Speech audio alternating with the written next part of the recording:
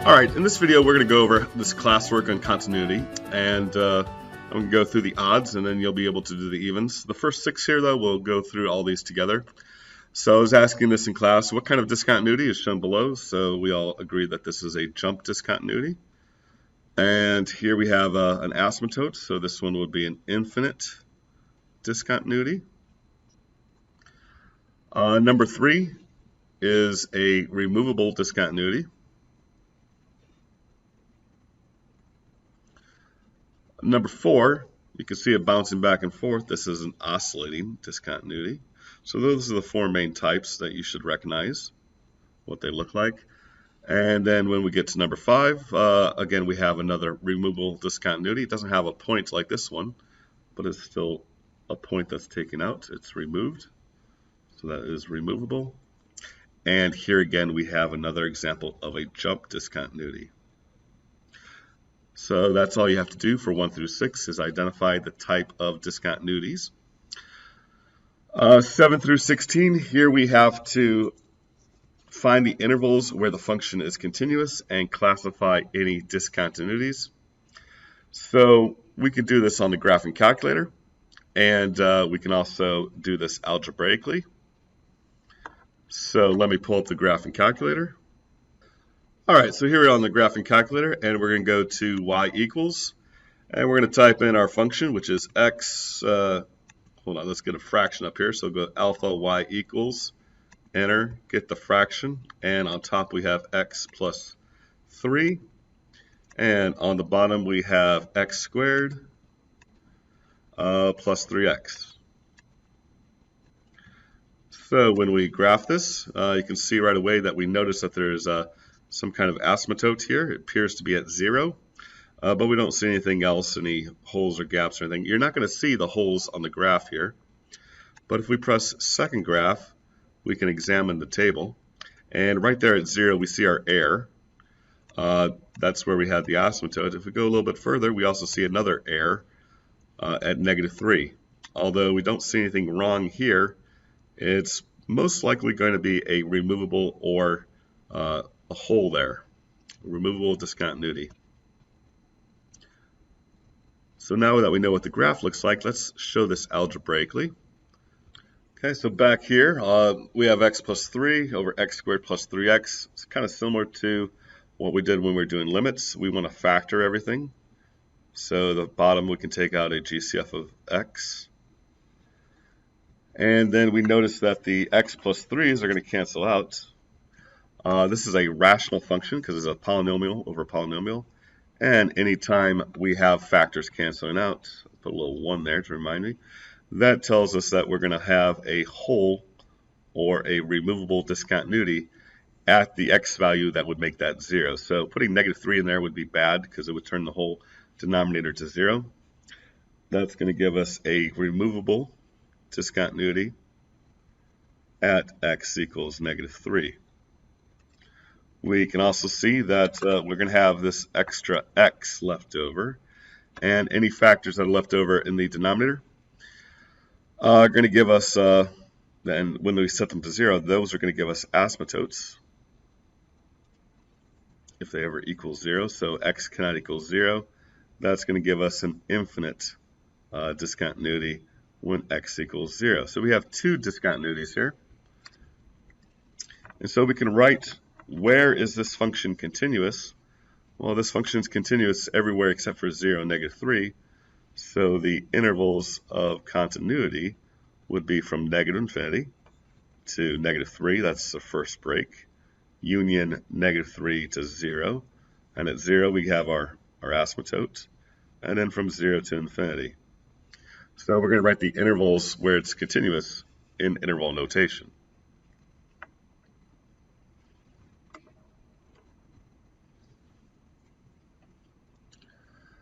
And now for number 9, we have f of x is equal to -x plus 2 over x squared plus 2x plus 2. So again, we would try to graph this first. So let's graph. Press alpha, y equals, make another fraction. This time it's going to be -x plus 2, and move to the denominator, type that in, x squared plus 2x plus 2.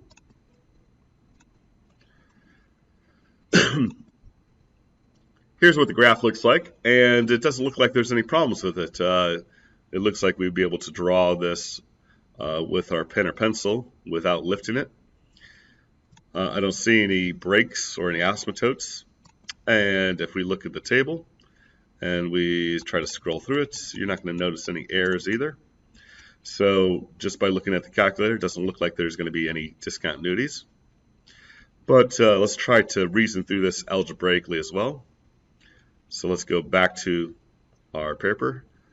And this again is a rational function, so it's going to have problems whenever the denominator is 0. So it's going to be discontinuous.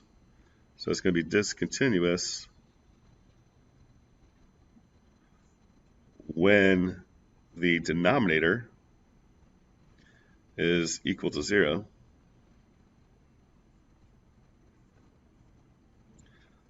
So we'd like to see if this happens or when it happens. And so we're looking for when does x squared plus 2x plus 2 equals 0.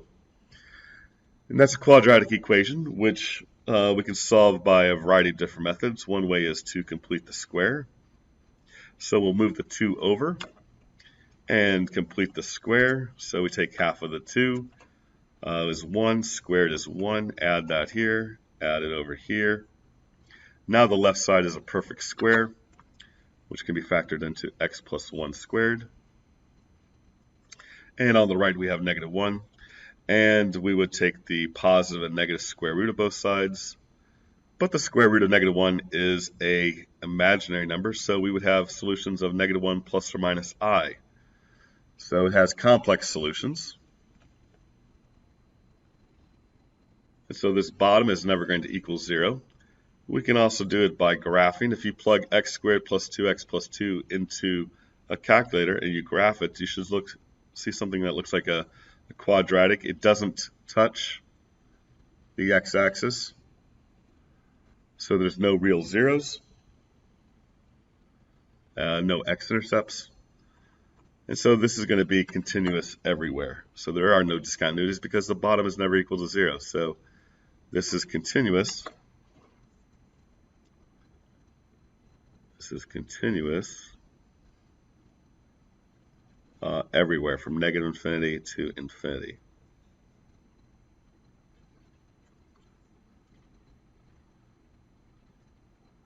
Okay, here's number 11. This is a piecewise function, and we would like to see if these pieces actually fit together. We have negative 2x minus 2 is less than negative 1, and negative x minus 2 is greater than or equal to negative 1. So let's see if these pieces actually fit together. We're going to go ahead and type this in the calculator. We're going to go to our graphing calculator and type in negative 2x minus 2. And then we're going to add the conditions by putting a divide symbol, parentheses. Now the condition is when x is less than, so you press second math, brings up the inequality symbols. And x is less than negative 1. And then we're going to do the same for y2. We're going to type that in, negative x minus 2. Divide, put in the conditions. The condition here is x is, again, second math. We'll take you down here to number 4 when it is greater than or equal to negative 1. So that when we hit the graph button, we can see that the two lines here, they don't come together at the same y value. And this is going to give us a jump discontinuity.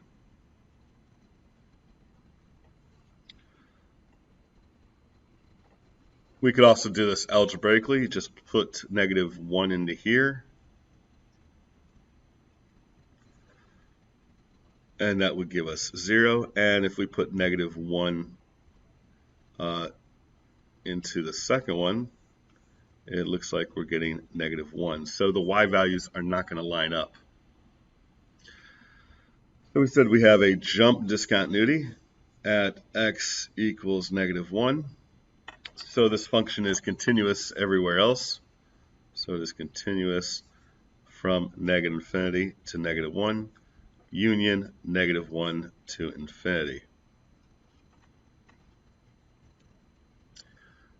Okay, number 13, sine of 1 over x. Again, we want to look at our graphing calculator. Okay, here we are back in the graphing calculator. So if we go to sine and type in 1 divided by x, and take a look at the graph. It looks pretty good on the ends here, but in the middle it looks like there's something weird going on. If we press second graph and we go to our table, we can start our table around 0 and see what's going on there. We see that there's an error at 0, so something is going on. We have a discontinuity. Back to the graph, if we zoom in closer, you can see that, yeah, it looks like there's definitely something going on at 0. And maybe zoom in again. We can see this pattern where it looks like it's just bouncing around. And this is going to show us that we have an oscillating discontinuity at 0.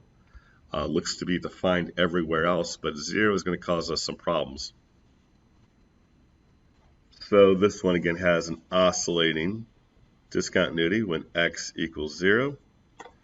And it would be continuous from -infinity to 0, union 0 to infinity.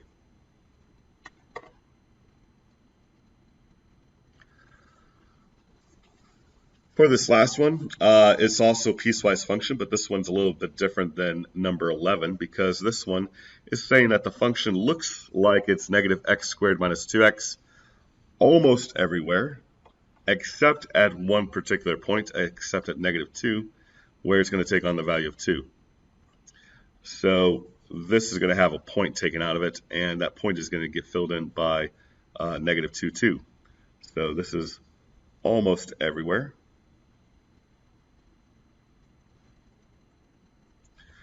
And so we would like to see what this graph looks like and what the value is at -2. Now we can just plug this in.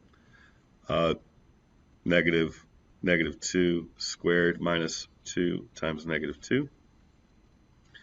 And this is going to come out to -4 plus 4. It comes out to 0.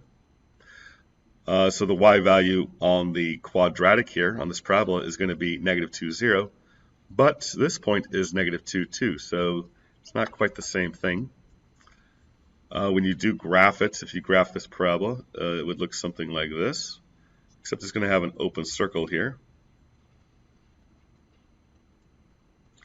And that open circle is at -2, 0. But now this second line is telling us that, oh, wait, -2 is going to be a value of 2. So this is going to be a removable discontinuity. And it's removable discontinuity at x equals -2. So it is continuous everywhere else.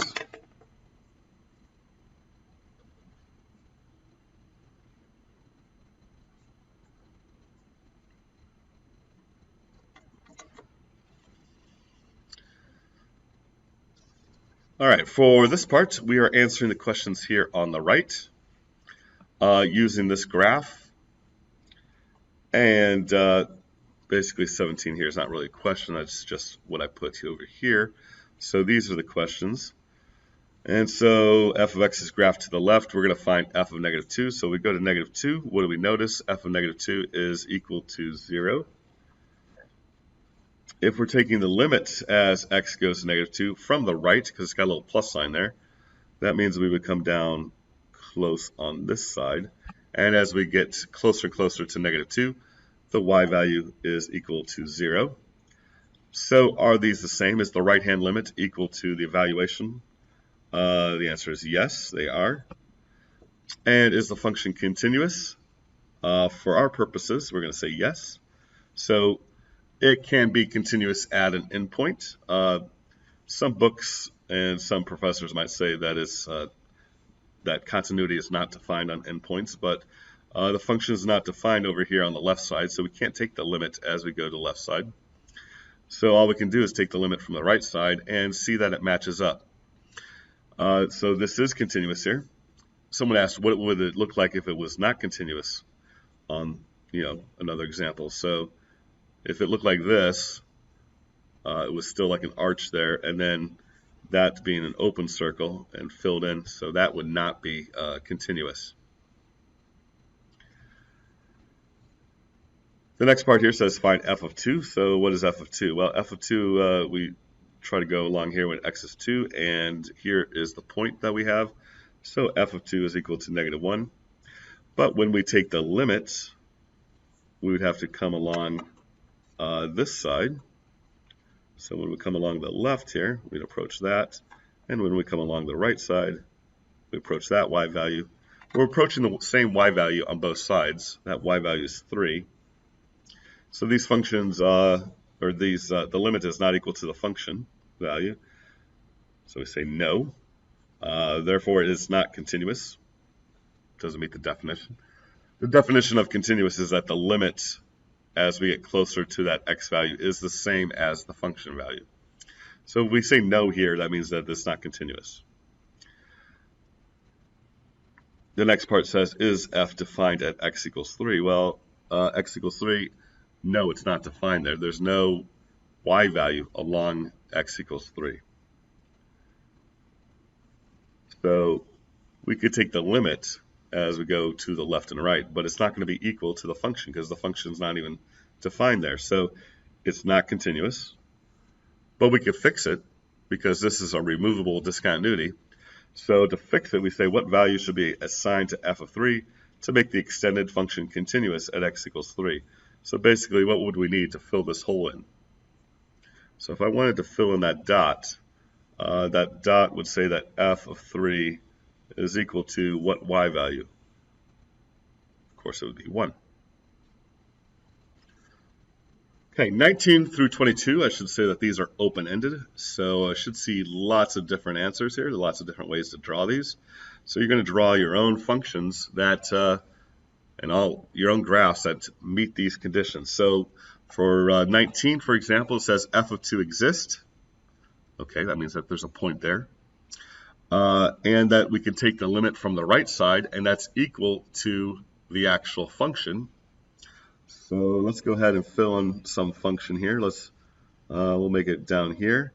And we're saying that we can take the limit as we go to the right. So maybe the function looks something like that, just to make it look interesting.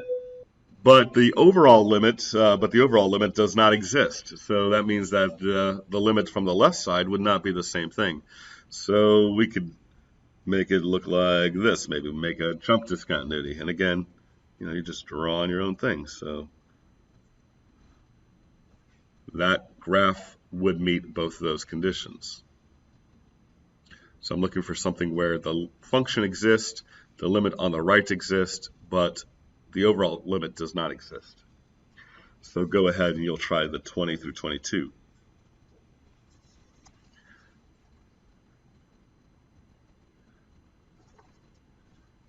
And then the last section here, you are finding the value of a so that these functions are continuous. So for 23, 23 and 24 are kind of similar. It gives you, first thing, this is saying that x does not equal 0, because if we put 0 in here, it's not defined. So 6, if you put 0 in, you get 0 over 0. 6x over x squared plus 2x. We've got to figure out what a value we could plug in. So you could put this in the calculator. Let's go ahead and do that. So here we are on the calculator. Go to alpha, y equals, let's get our fraction up. On top we have 6x, and on the bottom we have x squared plus 2x. And let's take a look at the graph. I'm going to zoom 6, zoom standard. There's the graph. And as we get closer and closer to 0, it looks like it's going to go through 3. If we pull up the table, we can see that there's an error at 0 here. So that must mean that that there's a hole. We also see the asymptote here at -2. So we have a infinite discontinuity at -2, but we have a removable discontinuity at 0. Now what we want to do is we want to try to fix this removable discontinuity. So if we start our table again close to 0 and just get a little bit closer, as close as we can, and go back to the table, you can see that when we get really close, these values on the left and on the right side of 0 look like they're getting closer and closer to 3. So it looks like through the graphing calculator we're getting that the y value is 3. We can also do what we did before and we can factor this. So notice at the bottom we can take out an x, and then those x's would cancel out. This function would look the same as 6 over x plus 2. And then once we have that, we can actually substitute. We can take the limit as x goes to 0 by putting 0 in there. And that would come out to 3. So that means that we want that y value to be 3. So what is a?